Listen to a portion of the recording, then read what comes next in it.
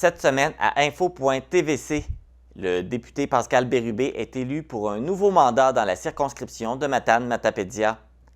La pièce de théâtre L'incroyable et ineffaçable Sainte Dignité de l'avenir sera de retour dans la Matapédia le 14 octobre prochain. Le Café Inn est devenu le Café Libellule et je me suis entretenu avec la nouvelle administration. L'organisme Les Grands Amis de la Vallée présente son nouveau personnel et ses nouveaux services.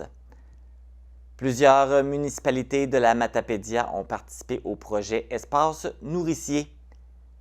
Samedi dernier, c'était la première édition de la soirée Oktoberfest organisée par la bibliothèque Bertrand B. Leblanc de Lac-aux-Saumons. Bonne émission!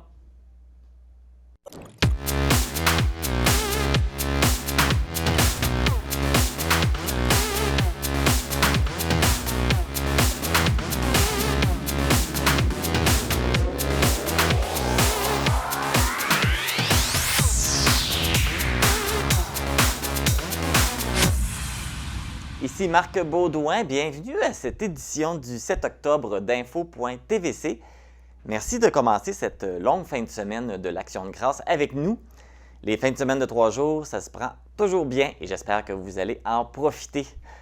On commence l'émission avec les actualités matapédiennes.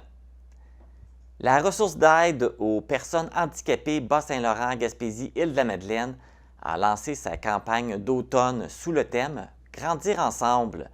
Pour cette édition 2022, l'objectif a été fixé à 30 000 $. L'argent amassé permettra un meilleur accès au sport et aux loisirs pour les personnes handicapées du territoire. Ces aspects sont bénéfiques pour leur santé mentale, pour briser l'isolement et maintenir un équilibre de vie. La campagne se termine le 31 octobre. Pour faire un don, il suffit de composer le 418-722-7233 ou le 1-888-413-7233 ou se rendre sur le site web au www.laressource.tv. L'artiste multidisciplinaire originaire d'Albertville, Xavier Sénéchal, alias Gueuse, présente un nouveau projet. Le concerto pour chant agressif Jouir Savachir sera présenté le 22 octobre prochain à la salle Jean Cossette. Avec ce projet, Gueuse aborde la perception de la colère comme émotion spontanée et comme état d'esprit. Le concerto a été composé pour le G-Grill. L'achat de billets se fait par l'entremise du site Internet de diffusion Mordicus.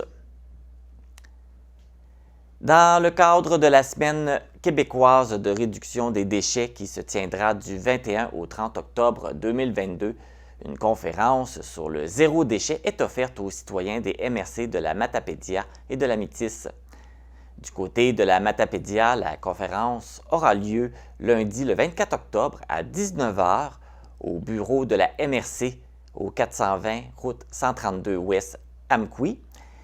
Et pour la Métis, celle-ci sera présentée mardi le 25 octobre à 19 h à la bibliothèque Jean-Louis Desrosiers au 1477 boulevard Jacques-Cartier à Montjoly.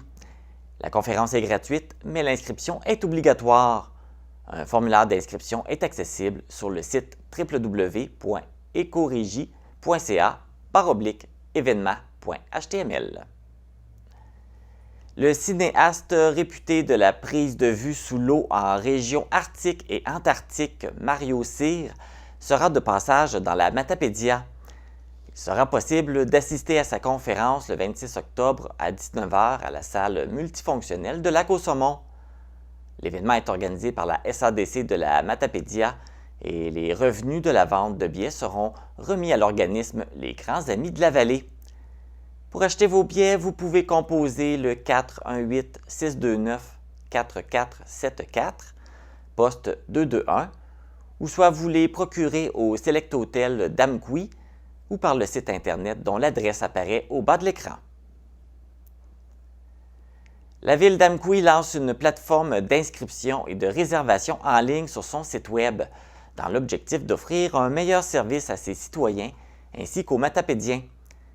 La population pourra ainsi s'inscrire aux différents cours offerts par la Ville et réserver plus facilement les locaux et les ressources mis à leur disposition. Le service d'inscription en ligne s'effectuera par phase. À l'automne 2022, il est possible de s'inscrire aux cours de natation pour adultes. Dès l'hiver 2023, il sera possible de procéder aux inscriptions pour les cours de natation pour enfants. Les inscriptions pour les camps de jour seront ouvertes à la période printemps-été 2023 et la réservation de locaux sera accessible à partir de la période été-automne 2023. Ce nouveau service est actuellement en ligne et peut être utilisé en se rendant au amkoui.ca et la population est invitée à se créer un compte familial ou individuel dès maintenant. Il est toujours possible de s'inscrire aux activités et de réserver des ressources en communiquant avec la Ville au 418 629 4242 poste 1201 ou à loisirs@amkoui.ca. Opération Enfant Soleil a versé un montant de 5 482 $ à l'hôpital d'Amkoui pour faire l'acquisition d'un appareil destiné tant aux nourrissons qu'aux mamans. Le berceau pivotant permettra de faciliter le sommeil partagé et le transport du nouveau-né, ainsi que de renforcer le lien d'attachement entre la maman et son bébé. Avec ce montant, c'est un total de 21 196 $ qu'Opération Enfant Soleil aura versé dans les services de santé de la Matapédia. C'est ce qui complète les actualités matapédiennes. Après la pause, l'entrevue avec le député Pascal Bérubé.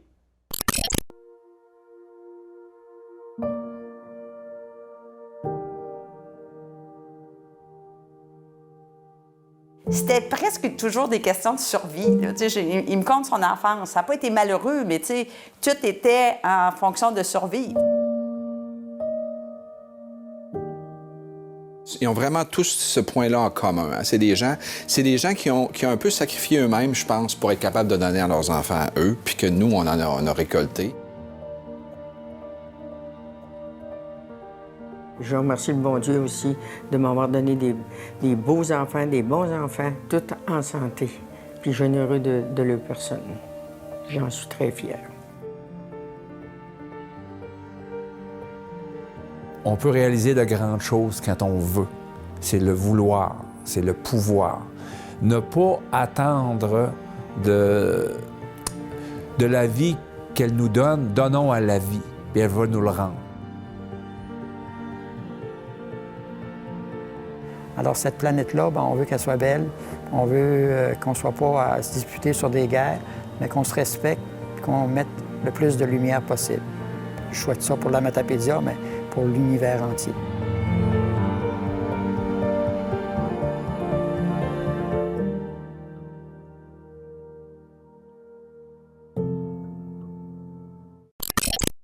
Lundi dernier, c'était les élections provinciales. Il y a eu une vague caquiste. Mais malgré tout, les citoyens de la Matane-Matapédia ont choisi de continuer avec le député en place, Pascal Bérubé du Parti québécois. Bonjour Pascal. Bonjour. Tout d'abord, félicitations pour cette belle victoire. Merci beaucoup et vous me permettrez de remercier l'ensemble des Matapédiens et Matapédiennes qui ont voté pour moi. Ils l'ont fait en grand nombre et c'est un mandat très fort pour poursuivre le travail au service de Matapédia. Comme mentionné, là, pour la circonscription de Matane-Matapédia, c'est ton 4e mandat. Comment tu réagis qu'après 4 mandats, les gens ont encore confiance en toi et qu'ils ont encore voté pour toi? Ça me rend heureux. C'est un grand privilège d'être choisi par une population pour la représenter pour des enjeux aussi importants à l'Assemblée nationale du Québec. Et l'appui augmente depuis des années. Pour cette élection, sur 125 députés élus ou réélus au Québec, je termine en première place avec 67 % des voix. C'est le record au Québec. Donc, c'est dans cette circonscription, la nôtre, où il y a le taux d'adhésion et d'appui à un député le plus fort. Ça me rend fier. Ça montre que les gens se reconnaissent dans le travail que je fais, dans le travail de mon équipe également. Et c'est de l'énergie pour continuer. Je suis déjà au travail. Ce matin, j'étais au chantier maritime Véro de l'Éméchin. Mais même le lendemain de l'élection, mardi matin à 8 h, j'étais à mon bureau et je continue de faire des cas. Alors, on continue. Il y a beaucoup de travail à faire et j'ai la même énergie, le même enthousiasme pour défendre les gens de chez nous, faire la promotion de notre région et faire en sorte qu'on ait notre part d'investissement dans la Matapédia. Dans les derniers sondages, quand il y avait des sondages là, pendant la période électorale, souvent beaucoup disaient que tu serais le seul candidat péquiste qui resterait, mais ce n'est pas le cas. Les Îles-de-la-Madeleine ont élu un candidat péquiste. Le chef du parti a même été élu, donc vous n'êtes pas beaucoup, mais vous êtes quand même 3, donc vous montrez que le parti n'est pas mort, là. Il n'est pas mort et une semaine de plus, et le gouvernement caquiste aurait peut-être pu être minoritaire, je m'explique. Les libéraux se sont totalement effondrés dans Gaspé, dans Bonaventure et dans Rimouski. Donc, les gens qui avaient l'habitude de voter pour le Parti libéral ont tous voté pour la CAQ. Alors, c'est pour ça qu'ils ont eu des victoires comme celle-là. Mais notre pourcentage de vote, même le vote absolu, a augmenté. Dans le cas de Gaspé, par exemple. Donc, c'est une circonstance qui est très particulière. Le Parti libéral, qui avait toujours son électorat, s'est effondré. On ne peut pas grand-chose contre ça. Mais on va continuer à faire le travail. Et je ne voudrais pas être le 90e député de la CAQ qui a été élu, qui va se retrouver très loin dans les préoccupations de son gouvernement. Faites sûr d'une chose avec moi. Ils connaissent mon nom, ils vont m'entendre, et j'ai établi de bonnes relations avec le gouvernement du Québec qui fait en sorte qu'on est capable de développer des choses. C'est ça qui est arrivé dans le dernier mandat, et les citoyens s'en sont rendus compte, ils ont donné une réponse. Mais ça ne m'empêche pas d'être critique aussi quand c'est le temps. Je l'ai été dans la pandémie quand c'était nécessaire, je l'ai été dans plusieurs dossiers, donc il y en a pour tout le monde. Les gens qui ne voulaient pas avoir la CAQ, ils ne l'ont pas dans le comté. Les gens qui voulaient qu'on collabore, on est capable de collaborer quand c'est correct, quand c'est juste. Alors, c'est un bon équilibre et surtout, ils ont l'assurance d'avoir un député dévoué qui est respecté par la classe politique nationale, par le premier ministre avec qui j'ai déjà échangé depuis l'élection, qui m'a souhaité un bon mandat, qui m'a félicité pour mon élection. J'en ai fait autant. Donc, l'élection est terminée. On range les pancartes. Et on travaille pour tout le monde. Et moi, je veux être le député de tout le monde dans la Matapédia. Et on a 4 ans pour faire le travail. Donc, fin de la partisanerie. Et on travaille tous ensemble parce qu'on a une région magnifique qui a des grands défis. On va y arriver ensemble. Et justement, en parlant de ramasser les pancartes, tu as mis un post sur ta page Facebook invitant les gens à t'aider là, à ramasser les pancartes qui restent. Oui, bien évidemment, je parle des miennes. Donc, si vous en trouvez dans le paysage, vous pouvez les ramasser, les garder pour vous en souvenir, ou pour un projet quelconque, ou encore, c'est ça, venir nous les remettre. On va les garder, c'est sûr. Pour les autres partis politiques, évidemment, je ne parlerai pas pour eux, mais il est de tradition qu'une fois l'élection passée, je dirais le lundi soir à 20h, on peut aller les chercher. Alors, c'est premier arrivé, premier servi, si vous envoyez près de chez vous. Nous, ça nous prendrait énormément de bénévoles pour ramasser tout ça. Ça s'est déjà fait pas mal jusqu'à maintenant. Il y en a plusieurs qui en ont gardé. Alors, si vous envoyez, ça se pourrait que ce soit à vous. On peut les garder en souvenir, c'est bon. Oui. Là, comme tu mentionnais... C'est une utilisation qui est correcte. Oui. Pas trop de dessins dessus. Bien, mais seulement les gens qui ont gardé les miennes me disent que c'est pour un souvenir, pour les garder, peut-être même pour la prochaine fois. Qui sait? Peut-être. Hein? On va commencer par le prochain 4 ans. Comme tu mentionnais, tu as déjà mis les mains à la pâte. C'est quoi là, tes priorités là, en reprenant ton mandat? Elles sont bien connues, les priorités de la Matapédia. D'ailleurs, vendredi, la semaine dernière, j'ai rencontré la préfète Chantal Lavoie, qui a toujours un état de situation, une mise à jour d'un document de l'ensemble des grandes revendications de la Matapédia. Donc, c'est connu. C'est la démographie. C'est de faire en sorte qu'on augmente notre population active, des gens qui vont travailler dans le domaine de la santé, dans le domaine industriel, dans le domaine de la vente au détail, avec l'équation qu'on doit résoudre, celle du logement et des places en garderie.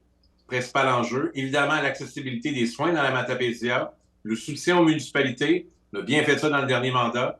D'ailleurs, on aura le résultat un peu plus tard là, de qu'est-ce que ça donne dans la Matapédia, mais c'est dans la Matapédia que j'avais eu l'appui le plus fort en 2018 avec 75 % des voix, 3 électeurs sur 4. Sinon, mon bureau est toujours là, à Amqui. Marc-Olivier Caron est toujours là à temps plein pour répondre aux citoyens. Et il y a toutes sortes de situations qui peuvent survenir en cours de route. Donc, c'est pour ça que j'ai dit que je poursuis le travail avec les dossiers qu'on a déjà en main, dont des dossiers citoyens qui, malheureusement, ont dû attendre un peu parce que les cabinets étaient toute fin utile fermés. Mais là, je vais établir des relations avec les prochains ministres dans chacun des secteurs pour faire en sorte que d'ici décembre, là, on donne un coup pour résoudre plusieurs problématiques qu'on a sur le territoire. Parfait. Pascal Bérubé, merci. Vous restez le député de Matapédia. On va vous souhaiter un bon mandat, Puis ça va nous faire plaisir là, de vous retrouver puis de vous reparler là, pour parler de vos succès, de vos réalisations. Merci, puis j'ai bien hâte de retourner à la TVC parce que je suis allé vous voir vendredi dernier. J'ai trouvé ça magnifique. J'ai aimé le coin pour faire des balados. Alors, si vous m'invitez prochainement, ça me ferait plaisir d'en faire un avec vous. Sinon, de continuer d'informer tout au long du mandat vos téléspectateurs et vous remercier, vous et votre équipe, de faire un si bon travail au service de la Matapédia. Heureusement qu'on vous a pour nous informer de ce qui se passe sur notre territoire. Bien, notre collaboration va se poursuivre. Merci. Au revoir. Merci.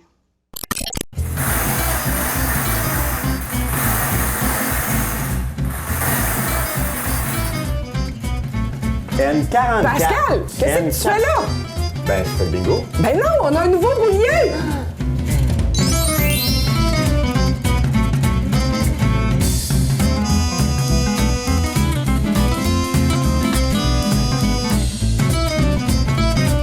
Rejoignez-nous au Télébingo ce dimanche à 12h30.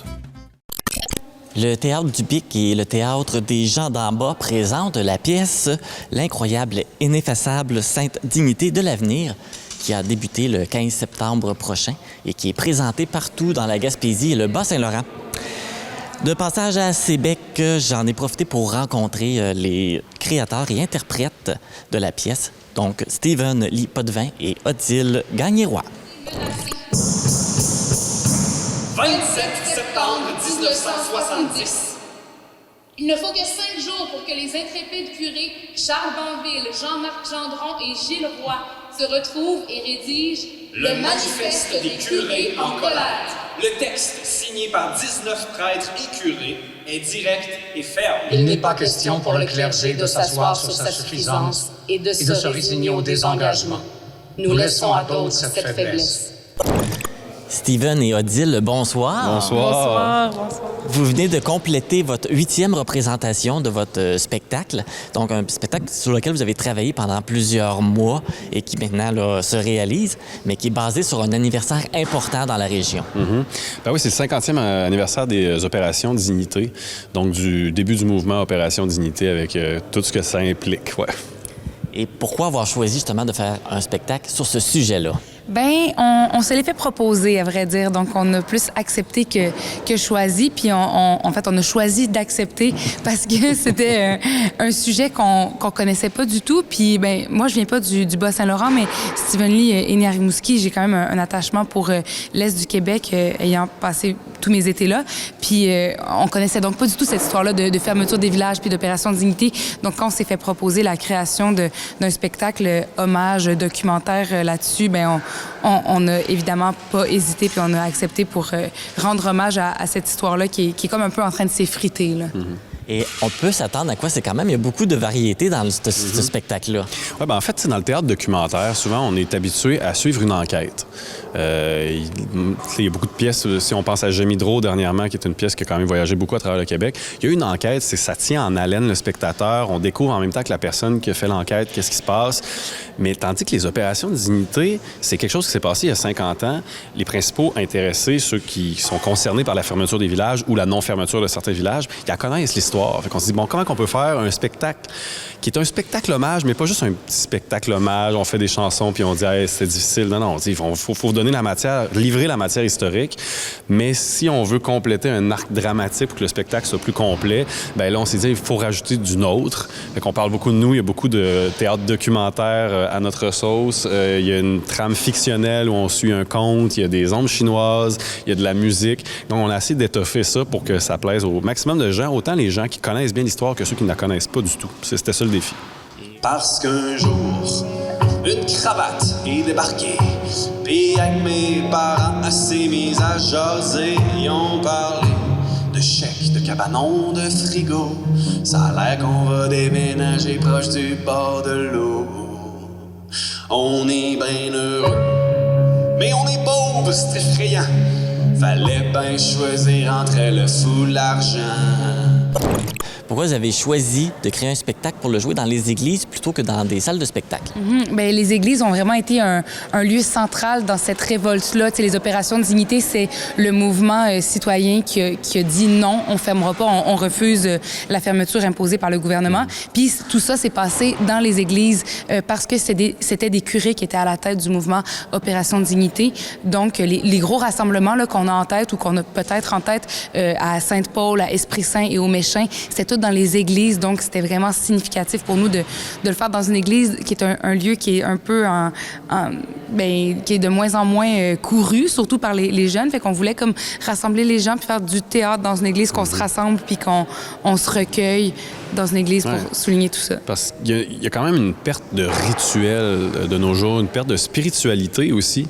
Puis en plus, avec la pandémie, il y a quelque chose qui s'est perdu. Il y avait quelque chose quand même de beau dans les églises, qu'on soit religieux ou pas du tout religieux, mais dans le lieu, dans ce rassemblement-là, dans cet esprit-là, de se rassembler pour faire bouger les choses, pour se mobiliser pour quelque chose. On a perdu beaucoup de ça, je trouve, à notre époque. Fait que c'était comme important de redonner ces lettres de noblesse quand même au côté positif qu'il y a eu dans l'Église. Bon, après ça, je suis très bien au courant que l'Église a eu ses défauts, évidemment, mais il y a quand même eu du positif qu'on oublie beaucoup dans nos générations, sans être chrétien ou religieux, là. Il y a une autre particularité dans le spectacle. À la fin du spectacle, justement, il y a une discussion avec les spectateurs. Ouais. Oui, bien ça, c'est vraiment, évidemment, c'était central là, dans le sens où on le fait dans les villages qui ont fermé ou qui ont été menacés de fermeture. Donc, on espère et on recueille effectivement des témoignages de gens qui ont vécu de près ou de loin toute cette histoire-là, puis c'est très important pour nous pour poursuivre le spectacle qu'on étoffe au fur et à mesure avec on fait des petits ajouts, puis pour juste parler à ces gens-là, tu sais, à qui on parle pas souvent de ça, qui se font pas souvent raconter leur histoire pour les entendre nous parler de tout ça. Puis c'est ça qui est beau avec le théâtre, c'est ça. Pourquoi c'est un art qui est différent du cinéma, c'est que c'est complètement vivant. À toutes les représentations, c'est différent selon les gens à qui on s'adresse et ça se joue à deux. Le public est autant un acteur que nous parce qu'il réagit. Ensuite, après ça, il peut intervenir dans ces discussions-là, donner les commentaires, nous poser des questions, nous parler de témoignages. On dirait que juste avec les témoignages qu'on recueille, après seulement déjà 8 représentations, on pourrait écrire un autre show à part entière. Fait que ça, c'est vraiment riche pour nous. Là. Là, vous êtes dans la Matapédia présentement. Vous êtes venu faire une représentation à Sébec. Mais vous allez revenir nous visiter au mois d'octobre. Oui, c'est vrai, à Matapédia. À Matapédia puis à Amqui. Ah oui, c'est bien trop vrai, ça. On vient à ces deux places-là. Oui, bien, la Matapédia, c'est pas dans la MRC de la Matapédia, mais vous venez dans le coin. C'est parce qu'il y a comme la paroisse, la Matapédia. C'est parce qu'on a une église, puis c'est la Matapédia. C'est ça, C'est la municipalité de la Matapédia. Il y a la MRC de la Matapédia. C'est ça, là, on est dans la MRC de la Matapédia. Oui, absolument. Mais on va dans la Matapédia, c'est pas dans la MRC. Oui. Mais il y a aussi la... Non, c'est pas dans la MRC. Non. Mais là... Ah, mon Dieu! Fait que, OK, je pensais que c'était la limite. C'est pas très loin, mais c'est une municipalité qui est pas dans la MRC de la Matapédia. Ah, ben là, ça, c'est des cols. Là, ça, c'est pour nous mêler. Cette affaire-là. C'est comme Sayabec. OK. Sayabec, faut dire Sébec déjà, ça nous en prend beaucoup. C'est ça. Mais de toute façon, il faut souligner que vous faites le tour de la Gaspésie, du Bas-Saint-Laurent. Ouais. Donc, les gens qui sont intéressés à venir assister au spectacle, là, comment ils peuvent avoir les dates? Théâtredubic.com, les billets, les dates, tout est là. Même moi, je vais souvent m'y référer pour le savoir. Pour savoir l'ordre de la tournée. Théâtredubic.com. Donc, pour avoir toutes les informations, puis l'achat des billets également, tout est là. Bien. Merci beaucoup à vous deux. Merci. J'ai eu le plaisir d'assister à cette représentation-là. C'est un très beau spectacle, un très beau travail. Merci, c'est bien gentil. Merci beaucoup. Merci.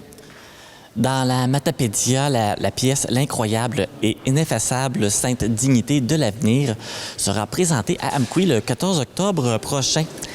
Pour connaître toutes les dates des autres représentations, vous pouvez consulter la page Facebook du Théâtre du Bic, Théâtre des gens d'en bas.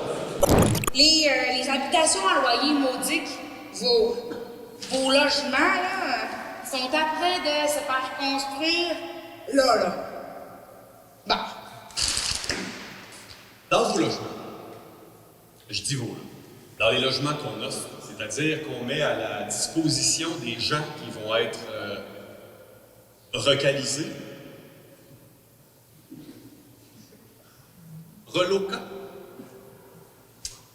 il va vous être fourni des poêles électriques et des réfrigérateurs.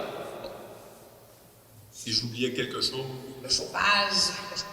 Le chauffage est fourni. Oui. Oui. L'eau chaude domestique est fournie.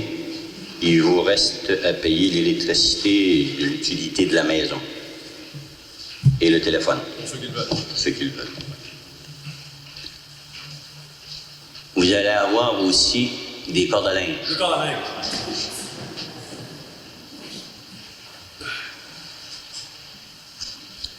Nous avons aussi fait la demande pour obtenir un garage communautaire. Ça, pourquoi ça va servir? Pourquoi ça va servir? C'est ceux qui auraient à un moment donné des chaises de parterre ou des carrosses de bébé, des skidoo entreposés.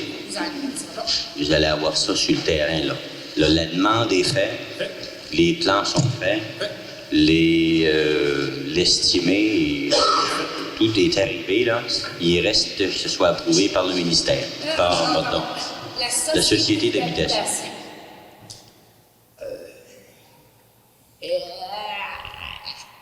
Avez-vous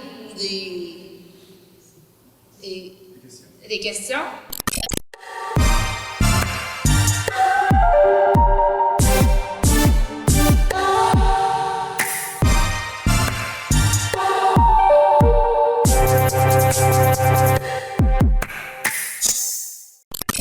Vous avez peut-être remarqué des changements quand vous vous promenez ici sur la rue Dupont. L'ancien Café Inn a laissé sa place au Café Libellule. Donc, je vais aller rencontrer la nouvelle propriétaire pour parler de ce nouveau commerce. Camille Plumakers, vous êtes la propriétaire du Café Libellule. Bonjour. Est-ce que j'ai bien prononcé votre nom de famille? Oui, on l'a. C'est parfait. C'est originaire de où, un nom de famille comme celui-là? Je viens de Belgique. Je suis née dans le sud de la France, mais toute ma famille est de Belgique. Donc, il y a des origines hollandaises, belges mélangées dans le nom de famille. Et pourquoi vous êtes venu vous installer ici dans la Matapédia? Au départ, je suis venue pour voyager pour 1 an au Canada. Je ne devais pas rester à la base. Puis finalement, au tout départ, je suis arrivée dans la région ici pour travailler à Val-d'Irène, à la station de ski. Puis de fil en aiguille, on est revenu vivre dans la région avec mon conjoint. Puis le projet ici s'est mis en place et voilà, on est bien ici. Là, c'est ça, on parlait là, du nouveau café là, qui est accessible ici sur la rue Dupont, à Amqui. Ça fait combien de temps là, qu'il est ouvert? Il y a une entreprise qui était là juste avant nous, donc qui s'appelait le Caféine. Je ne sais plus en quelle année ça a ouvert, mais ça a existé pendant 3 ans, si je ne me trompe pas. Puis là, la réouverture avec le nom Libellule, c'est depuis fin mai. Puis donc, je travaillais déjà au Caféine, je suis revenue aux sources, on va dire. On a comme un accord décidé de faire passer le flambeau à une autre entreprise qui a donné vie au Libellule, c'est ça. Donc, au fond, tu as continué, quand tu as vu que les propriétaires voulaient quitter, tu as saisi l'occasion pour t'en occuper. Oui, c'est ça. En fait, ils avaient démarré le projet avant que je me sois installée dans la région, mais ça a plus ou moins concordé. L'ouverture du Café était plus ou moins en même temps que le moment où j'ai déménagé par ici. Donc là, je m'étais déjà beaucoup engagée dans ce projet-là. Puis on a fait une belle reprise avec le projet Libellule. Et pourquoi avoir choisi le nom Libellule, justement? Ça, c'est une question qu'on me pose souvent. En fait, dans le sud de la France, là où je suis née, il y a beaucoup de petites libellules, puis ça a toujours fait partie de mon univers, on va dire. C'est un insecte qui commence comme une petite larve très, très moche qui reste dans le fond de l'eau pour plusieurs années, puis qui, à un moment donné, sort de l'eau, puis la libellule telle qu'on la connaît sort de sa petite chrysalide.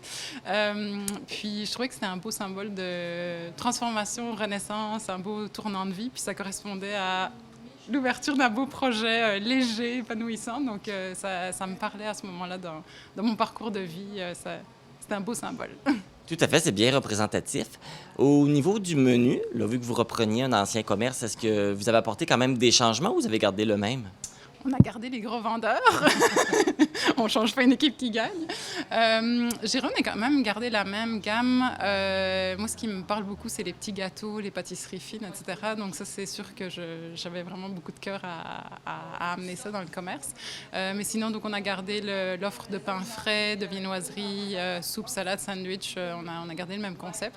Puis là, j'essaye d'apporter mes petites touches à gauche, à droite, avec des choses un peu plus à l'européenne parfois, ou de cuisine fine, avec des produits locaux et tout ça, qui sont toutes des choses qui me parlent beaucoup. Et tout est fait ici? Alors, pour ce qui est viennoiserie et pain, c'est une boulangerie artisanale de Rimouski qui nous prépare les pâtes. Tout est cuit sur place, donc on a toujours des produits frais tous les jours, ce qui est vraiment agréable d'avoir ça dans la région. Tout ce qui est soupe, sandwich, les petits desserts et tout ça, c'est tout de la production maison.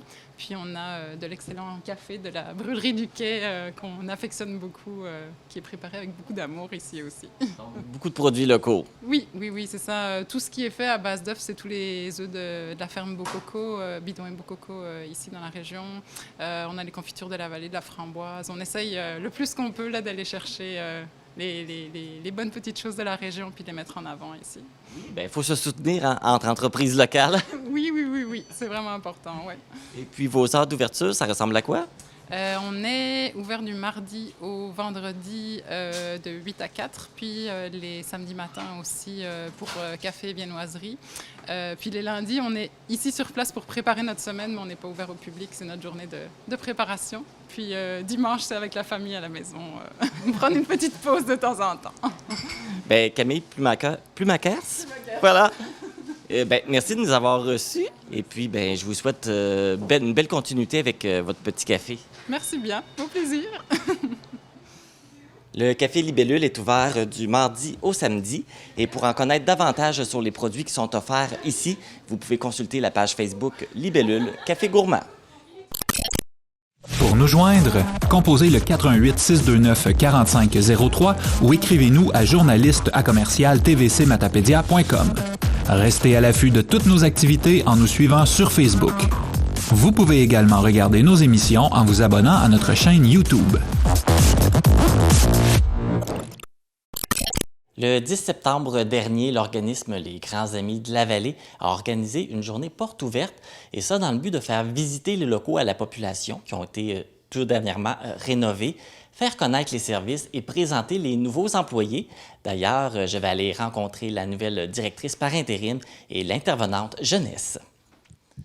Je suis en compagnie de l'intervenante jeunesse Pierre-Andréa Lebrun et de la directrice Lisa-Marie Gagné. Bonjour à vous deux. Bonjour. Vous êtes toutes les deux nouvellement arrivées aux Grands Amis de la Vallée depuis peu. Oui, c'est ça. Moi, je suis arrivée au début du mois d'août. Puis Lisa-Marie, c'est tout récent, hein? À la mi-septembre. 2-3 semaines que je suis arrivée, mais on adore déjà ce qu'on fait. Et puis, votre rôle ici aux Amis de la Vallée? Bien, c'est ça. Aux Grands Amis de la Vallée, là, moi, mon rôle, c'est vraiment d'être l'intervenante jeunesse. Donc, je m'occupe de tout ce qui est parrainage, soit les parrainages de groupe, les parrainages civiques. Donc, les bénévoles, les jeunes, les partenaires. Là. Normalement, c'est moi qui parle à tout ce beau monde-là, dans le fond, là, puis qui va organiser les activités aussi. Donc, moi, en tant que directrice par intérim, mon rôle, c'est vraiment d'aller chercher les financements, de m'assurer aussi d'avoir des services de qualité pour nos jeunes. Et puis, dernièrement, le 10 septembre dernier, vous avez fait une porte ouverte, je pense, pour permettre aux gens de venir visiter les locaux qui ont été rénovés et puis aussi de bien présenter les services. Oui, bien c'est ça. Le but, c'est que les gens puissent venir voir ce qu'on a, ce qu'on offre aussi, puis de venir nous rencontrer, justement parce que c'est une nouvelle équipe. Donc, c'est important pour nous d'aller à la rencontre des gens, puis de leur permettre de venir dans notre monde à nous pour qu'ils connaissent un peu ce qu'on fait, là. Qu'est-ce qu'il y a comme nouveauté dans les locaux? Dans les locaux, là, c'est sûr que visuellement, ça a été rénové. On avait une salle là, qui s'arrêtait juste ici derrière nous. Donc, ça a été agrandi pour permettre justement à plus de jeunes d'être là dans nos activités. Puis, on a aussi une nouvelle salle de bain qui est beaucoup plus commode pour nous, nos activités de cuisine. Là. Faire la vaisselle, c'est toujours gagnant dans un grand évier. Je pense que vous avez des nouvelles activités qui se rajoutent également. Tout à fait. C'est ça, c'est le mentorat 16-21 qui s'adresse aux jeunes là, qui ont été en hébergement à la protection de la jeunesse. Puis ce qu'on veut, c'est leur permettre d'avoir une transition à la vie adulte beaucoup plus douce à l'aide d'un mentor, donc l'équivalent de notre parrainage civique là, avec le Grand Ami, mais vraiment ciblé pour aider les jeunes là, qui ont 18 ans puis qui n'auront plus de service malheureusement, là. Et puis là, on parle de l'explication des services, mais je pense aussi que c'était aussi de faire tomber des préjugés que les gens pourraient avoir par rapport aux grands amis? C'est quoi les principaux préjugés qu'on avait par rapport à l'organisme? Oui, bien, peut-être tu peux y aller. Oui, bien, justement, ça fait 2 semaines que je suis arrivée. Je me rends d'abord compte que l'organisme est très peu connu de la population et j'entends souvent que c'est seulement pour les familles défavorisées. Donc, nos services, on va les offrir pour les jeunes de 5 à 21 ans maintenant, mais c'est vraiment pour tous les jeunes qui ont besoin de travailler leurs habiletés sociales. Ça peut être aussi pour les jeunes qui ont une plus faible estime, plus faible confiance en soi, ou est-ce qu'on va travailler l'autonomie, travailler la gestion du stress, ça serait bon pour moi. Donc, c'est vraiment là, par exemple, ça pourrait être un jeune qui habite dans un village plus éloigné, puis qui voudrait avoir l'occasion, après l'école, de venir rencontrer là, un groupe de jeunes de son âge, là, puis faire des activités adaptées. Donc, une belle façon pour les jeunes de socialiser, exactement. Peu importe leur rang social, peu importe où est-ce qu'ils se situent. Exactement. Fait que le rang social n'est pas important pour nous. C'est vraiment d'aider les jeunes là, pour répondre à leurs besoins. C'est ouvert à tous. Et puis, est-ce que ça a eu un succès, cette journée porte ouverte? Bien, ça a été difficile justement parce que les gens ne connaissent pas nécessairement là, nos services. Fait qu'on va continuer dans cette ouverture-là. On a eu des bénévoles, on est allé au parc là, juste ici, proche de nos locaux. On a joué au spikeball, au frisbee. Les jeunes étaient super contents. Donc, somme toute, là, on a pu débuter les contacts avec certaines familles là, qui viennent à nos activités. Ça offre aussi la visibilité au parc là, de voir que les jeunes jouent avec des membres de la communauté des grands amis, dans le fond. Là. Et là, est-ce que vous savez combien de temps ça existe, les grands amis? C'est une très bonne question à laquelle je n'ai pas de réponse. On va à la vérifier. Donc, mais avec les années, c'est encore peu connu. Fait que c'était un peu ça l'idée là, de mieux faire connaître l'organisme. Tout à fait. Vous avez participé aussi à un autre événement que vous participez aussi à chaque année, le Biscuit Sourire avec Tim Hortons. Je pense que les jeunes ont été très impliqués dans ce projet. Bien, les gens de la vallée ont été incroyables. On a dépassé ce qu'on a vendu l'année passée, soit à peu près 5 600 $. Donc, ça a été largement dépassé cette année. Les compagnies, les entreprises ont vraiment participé. Il faut lever quand même notre chapeau là, aux membres du personnel du Tim Hortons qui étaient vraiment en équipe réduite.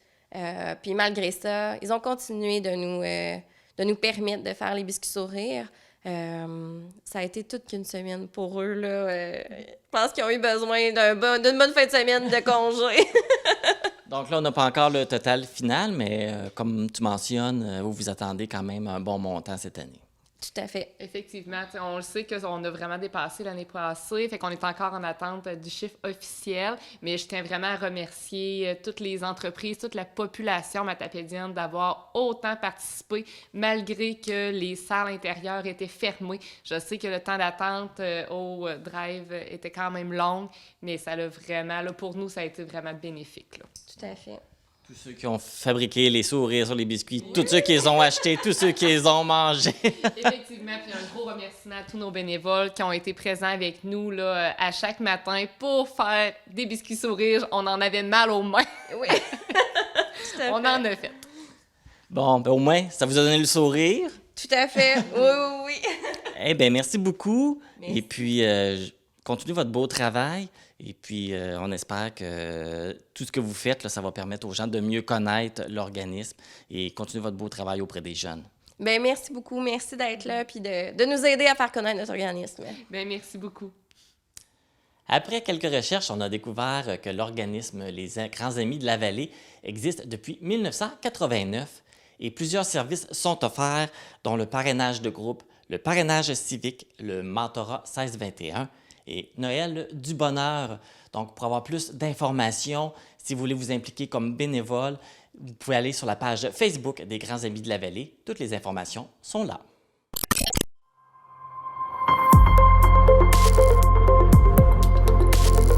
Pour connaître ce qui se passe chez vous, dans la vallée de la Matapédia, TVC Matapédia, on s'y retrouve partout. Un nouveau projet a été mis en place ici dans la Matapédia, les espaces nourriciers pour contribuer à la lutte contre la pauvreté et l'insécurité alimentaire. Je suis à Saint-Zénon du Lac-Omkoui pour parler de ce projet. en compagnie de Sophie Nicole, qui est co-chargée en développement alimentaire de l'initiative Bien manger pour tout le monde, et de la conseillère municipale Karine Deschamplain.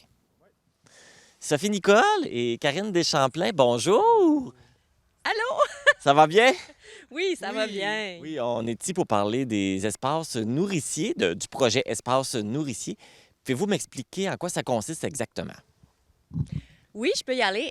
En fait, Espace nourricier, c'est un projet qui vient d'un budget, d'un projet plus large, Bien manger pour tout le monde. L'idée, c'est de développer l'aspect alimentation sous toutes ses formes. Espace nourricier, c'est un projet pour les municipalités pour aider la participation sociale et aussi faire de la lutte à la pauvreté à long terme, là. Éventuellement avoir des fruits pour la communauté, peu importe les revenus des gens. Parce que les arbres fruitiers, mine de rien, c'est quand même assez coûteux. Tout le monde n'a pas nécessairement les moyens d'en avoir dans sa cour. Les légumes, les fruits coûtent cher à l'épicerie. Donc, éventuellement, on va avoir des pommes ici pour une ressource pour la municipalité. Oui. Et pourquoi la municipalité a embarqué dans ce projet-là? Bien, pour nourrir les gens, on trouvait l'idée très, très, très bonne. Puis, en même temps, ça embellit aussi. Puis, ça fait participer la municipalité, ce qui est très important dans les municipalités, de faire participer nos citoyens. Donc là, on parlait de planter des arbres fruitiers pour nourrir la population. Quel type d'arbre qui a été planté? Bien là, on voit un pommier à côté de nous, mais il n'y a pas juste ça, là. Il y a d'autres arbres, d'autres arbustes qui ont été plantés. Oui, exact. Donc, dans le projet, quand j'ai approché les municipalités, j'ai fait une suggestion d'arbres et arbustes avec les critères qui soient résistants aux maladies et adaptés à notre climat pour se donner une chance que ça fonctionne. Puis, avec les municipalités, on n'est pas des professionnels, donc on ne s'enligne pas avec des variétés compliquées et difficiles. Donc, adaptés à notre climat. Ce qu'on a offert, c'est des pommiers. Ensuite, des pruniers américains aussi qui sont adaptés au climat. Des amélanchiers qu'on a sauvages, qui n'est pas toujours connu. On a aussi des cassissiers, des gadelles, des framboisiers et des bleuetiers. Puis chaque municipalité, je faisais un offre, puis il y avait le choix de l'accepter ou de faire des modifications. Ici, on est allé vraiment dans l'idée de diversifier, fait qu'ils ont pris un peu de chaque. Ouais. Vous avez pris un peu de tout? Un peu de tout. On a les bleuets, nous, ici. On a les framboises, les améranchiers. On a les gadelles, puis les pommiers, puis un prunier. C'est ça? Oui. Ou deux pruniers? Même deux. Oui, deux pruniers. Voilà. Là, maintenant, c'est planté. C'est quoi la suite des choses? L'entretien, bien sûr. Il faut les entretenir, il faut les arroser jusqu'à l'hiver pour être sûr qu'ils t'offrent l'hiver. Puis ensuite, bien, Sophie va revenir nous voir à l'automne, au printemps, excusez, pour la suite des choses. Ça, c'est la municipalité qui les entretient ou vous avez un groupe de bénévoles qui fait ça? Pour le moment, c'est nos employés municipaux qui s'en occupent. Ensuite, on verra si on ne monte pas un petit projet là, pour que tous et chacun puissent mettre la main à la pâte. Et là, toi, tu vas revenir au printemps. Là, ça va être pour la cueillette ou ça va être quoi par la suite? Dans le fond, l'idée, c'est vraiment un mélange de municipalités et de citoyens qui sont responsables des arbres fruitiers. Donc, la plantation, c'était vraiment des citoyens, puis on a une grosse participation à la Comkoui. C'était vraiment super avec des enfants, des retraités aussi. C'est toutes les personnes qui ont aidé à planter. C'est ça. Donc, la plantation, c'était la participation citoyenne parce que l'idée aussi, c'est de faire de l'éducation avec ça. Fait que moi, je suis venue puis j'ai expliqué comment on pouvait bien planter nos arbres fruitiers. Ensuite, la municipalité, les employés s'en occupent jusqu'au printemps. Au printemps, on va faire un atelier pour l'entretien. Fait que là encore, on va impliquer la population de la municipalité de la Comkoui pour venir. Qu'est-ce qu'on fait au printemps? Il y a de la taille, vérifier que nos arbres vont bien. Est-ce qu'on ajoute du compost? Est-ce qu'ils ont besoin de plus de paillis? Un peu tout ça avec les citoyens. Fait que l'idée, c'est vraiment d'avoir un peu des deux, là. Puis moi, tout l'été prochain, je suis là pour faire un suivi, vérifier qu'ils vont bien, puis faire des activités au besoin pour faire de l'éducation. Puis un mélange de citoyens et de municipalités, là. C'est vraiment ça le but, là. Là, on parle beaucoup de la Comkoui parce qu'on est à la Comkoui présentement, mais il y a d'autres municipalités qui ont embarqué dans le projet. Oui! Hey, là, si tu me testes, tu me dis des nommés, là, fait que c'est bon. Parce que dans le fond, le projet, moi, j'ai un budget pour chaque municipalité. J'avais 2 années. On a commencé, je me suis mis un maximum de 8 municipalités pour le faire pour cette année. Donc là, je vais réoffrir pour l'année prochaine aux autres municipalités qui le souhaitent. J'ai un budget pour faire la plantation, mais c'est sûr que ma municipalité doit s'engager à faire l'entretien, ce qui est la partie plus difficile, parce que nos pommiers, c'est dans 3 à 5 ans à la récolte. Mais oui, là, je peux... On peut les nommer, oui, on a Valbriand, oui. Sébec, Saint-Noël, Saint-Léon-le-Grand, Saint-Vianney, Albertville et Saint-Alexandre-des-Lacs. Exactement. Fait qu'on est quand même allé un peu partout là, dans la vallée de la Matapédia, là, dans l'ouest, le centre et l'est. Ouais. Est-ce que la plantation dans toutes ces municipalités-là a été faite? Oui, exactement. Donc, en une fin de semaine, on a vraiment, là, je me suis promenée avec un camion de location, puis je suis allée livrer, puis on a fait la plantation dans toutes les municipalités en une fin de semaine. Ouais. Fait que donc, pour cette année, là, c'est terminé. S'il y en a des municipalités qui veulent se rajouter, ça ira l'année prochaine? Oui, c'est ça. Je vais bientôt faire l'annonce, dans le fond, contacter les municipalités. J'en ai déjà 5, en fait, qui participent. 4 ou 5 qui ont déjà manifesté leur intérêt. Là, je vais faire le suivi, puis je vais vérifier s'ils sont admissibles. Fait que ça veut dire que la municipalité est prête à mettre des arbres sur son terrain, qu'il y a une motivation à faire de l'entretien, puis du temps à m'accorder, dans le fond, là, pour le processus. Pour une plantation, soit au printemps, soit à l'automne, je ne sais pas encore. Et puis, c'est quoi l'objectif? Là, vous avez combien d'arbres? Vous avez l'intention? Combien de plantations vous voulez faire? Bien, chaque municipalité est autonome là-dedans. J'ai fait une proposition de base qu'il y en avait 13 ou 15, il me semble. Puis il y en a qui ont choisi, mettons, de se concentrer comme à Saint-Noël avec les pommiers. Fait qu'ils ont 5 pommiers, 2 bleuetiers. Il y en a d'autres ici. On a le plus grand nombre à la Comcouy parce qu'ils ont pris des framboisiers qui étaient moins coûteux. Fait qu'on en a une vingtaine. Puis là, je pense qu'il y avait peut-être l'intérêt de rajouter des bleuetiers. Oui, les bleuets ont intéressé beaucoup les citoyens, donc on va sûrement en rajouter l'an prochain. Oui, on a bien hâte. Ici, à la Comcouy, là, on constate, on est derrière l'église, donc c'est sur le terrain en arrière de l'église où est-ce que les plantations ont été faites. Oui, et la future patinoire pour les jeunes est prête aussi. C'est comme le centre, là. On est au centre, en fait. Et puis pour les autres municipalités, c'est la même chose? Ça a été pas mal planté au centre de la municipalité? Oui, assez variable. On en a quelques-uns qui sont près des bureaux municipaux. À Saint-Vianney, c'est sur le sentier de la colline, fait que c'est différent. Ils ont fait comme une haie. À Valbriand, c'est la halte municipale. Mais oui, ça devait être un terrain là, vraiment qui appartient à la municipalité parce qu'on favorise la participation citoyenne. Tu sais, ça ne pouvait pas être privé. C'est souvent quand même assez central. Là, on suggérait aux municipalités de choisir un lieu où il y a du passage pour favoriser la réussite. Ce que j'ai appris en parlant à d'autres municipalités où ça a eu lieu, dans le coin de Rimouski, si c'est trop caché ou isolé, on a tendance à l'oublier puis il y a plus de chances que ça soit abandonné. Donc là, comme c'est bien à la vue, là, on espère que c'est ça soit bien entretenu. On veut pas l'abandonner, on veut le rendre à terme. C'est ça. Bien, merci beaucoup. C'est un très beau projet qui a été proposé. Félicitations d'avoir embarqué dans ce projet-là. Merci à nos citoyens de Saint-Zénon-du-Lac-Comcouy qui ont participé en vraiment grand nombre à la plantation des arbres. C'était beau à voir. Oui. Vraiment, on avait même de la musique à la Comcouy. L'ambiance était vraiment belle, participation citoyenne. L'objectif est vraiment atteint. C'était quasiment une journée de fête. Bien, quand même! Oui, samedi matin, 9h, 9h30, ils m'ont attendu en plus. C'est pas grave, on a jasé. Bien, merci beaucoup. Merci. Pour connaître toutes les informations sur le projet des espaces nourriciers et connaître les autres initiatives à venir, veuillez consulter la page Facebook Sophie Caroline Pro. C'est le moment de la Minute de l'humour avec... Il y a jadis, dans un temps lointain. 2 grenouilles sur le bord du chemin, une Nadine qui traverse le chemin et l'autre dit « Ah! Attention! » Fini.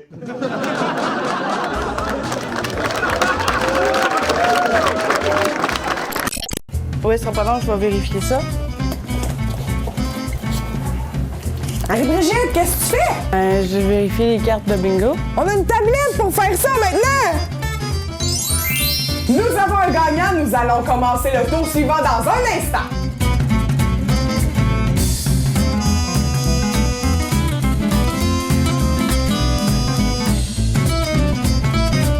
Rejoignez-nous au Télébingo ce dimanche à 12h30. Je suis au centre multifonctionnel de Lac-au-Saumon où se passe la soirée Oktoberfest organisée par la bibliothèque Bertrand B. Leblanc. Donc, je suis sur place et je vais aller voir comment ça se passe. Je suis avec Caroline Pelletier, la responsable de la bibliothèque Bertrand B. Leblanc. Bonjour, Caroline. Bonjour, bonsoir. Oh oui, bonsoir, oui. On s'était parlé pour annoncer la soirée Oktoberfest. Ça y est, on est rendu. Oui. La salle est pleine. Est-ce que ça se passe bien? Super bien. Ça a bien répondu à tous les niveaux. Puis, je dirais même, on a réussi à prendre l'avance, nous autres, un petit peu cette semaine. Fait qu'on... Il n'y a pas d'autre mot que ça va bien, là. On n'est pas trop dans le jus, on réussit à s'en sortir. Fait que, pour une première fois, là, c'est génial. Et puis, là, la salle est pleine. Vous aviez vendu, même quand on s'était parlé, quasiment les billets pour la dégustation étaient quasiment tous vendus. Donc là, vous avez tout vendu. En moins d'un mois, on a vendu 150 billets au VIP pour la dégustation. Et pour la soirée dansante, après, est-ce que vous savez combien de billets qui sont vendus jusqu'à maintenant? On a vendu quelques-uns, mais pas tant que ça. Mais là, on a vu qu'il y avait une file d'attente tantôt dehors, tout ça. Fait qu'on s'est dit que, tant mieux, là. C'est vraiment une belle réussite.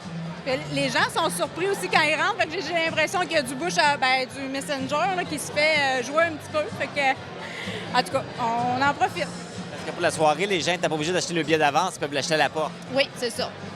C'était au coût de 5 $ pour la soirée. Fait que là, le Ben va embarquer, là, mais on est là pour veiller tard. Là, on voit des beaux costumes, des beaux décors. Qui vous a fourni tout ça? Nous, on a été cognés aux portes là, des entreprises puis des organismes de la région. Fait que c'est sûr qu'avec ça, ça nous a permis de ramasser des sous pour pouvoir acheter des matériaux parce qu'on a tout construit. Donc, là, le reste, de fil en aiguille, là, tout ce qu'on a pu amasser a permis d'organiser cette soirée-là. Donc, les profits de ce soir, par contre, vont à la programmation de la bibliothèque Bertrand B. Leblanc. Tout ça va à la bibliothèque. Et puis, c'est plein de monde. La soirée commence bientôt. Est-ce que, avec le succès que vous avez ce soir, est-ce que vous avez le goût de reconduire cette activité? Clairement, parce qu'on a investi beaucoup en matière de temps et d'idées. Je ne vous cacherai pas qu'on a un sous-comité là, de la bibliothèque là-dessus, puis les idées, on en a. Il a fallu se mettre un arrêt là, pour cette année parce qu'on s'est dit on se rendra pas à temps. Fait que là, on a misé là-dessus, mais on a d'autres idées déjà pour l'année prochaine. Fait que c'est sûr qu'on veut revenir avec ça. Est-ce qu'on peut rappeler c'est quoi qui a été servi pour la dégustation? Oui, là, j'ai pas toutes les bières en tête, là, mais il y a eu 4 sortes de bières différentes de microbrasserie. Et puis, aujourd'hui, on a cuisiné la choucroute typique d'Alsace, là, dans le fond, là, une bonne choucroute avec du lard salé, puis du bœuf. En tout cas, ça aussi, on a eu des bons commentaires. Elle a été reçue avec un vin d'Alsace blanc. Fait que, à refaire, peut-être. À suivre, peut-être que ça pourrait s'en revenir. Ben écoute, je sais que tu es très occupé. Je vais te laisser retourner à tes occupations et félicitations pour cette belle soirée. Bien, merci beaucoup. Bonne soirée. Donc, vous êtes venus assister à la soirée Oktoberfest. Comment vous trouvez ça jusqu'à maintenant? On manque pas de bière. On est correct. Parfait. Vous, comment vous trouvez ça? C'est bien parfait. Et vous aviez pas le goût de mettre un costume pour fêter? On savait pas si on allait être filmé ou pas. Ah, sinon, tu n'aurais mis un, hein? Probablement pas. Ah. Tu n'avais pas le goût de te déguiser non plus? Non. Non, ils sont vraiment beaux, là, mais on va lui laisser ça. Mais ce qu'ils vous ont servi pour goûter, c'était bon? Oui. Ouais, j'ai la saucisse. Ah, c'est parfait. Fait que, je vais vous souhaiter une bonne fin de soirée. Donc, je suis en présence de deux demoiselles. Bonsoir. Alors, comment vous trouvez la soirée? On est satisfaite, on a du plaisir, c'est bon, c'est le fun. On est bien. Oui, vraiment belle organisation à la Côte-Saumon. Fait que ça valait la peine. Mais ça! Allez-vous rester pour la soirée dansante après? Ben oui, on est des VIP rendus là. Ben oui, tous bien d'en profiter. Allez-vous aller danser? Oui. Pas sûr encore, vous allez rester assis puis boire plus?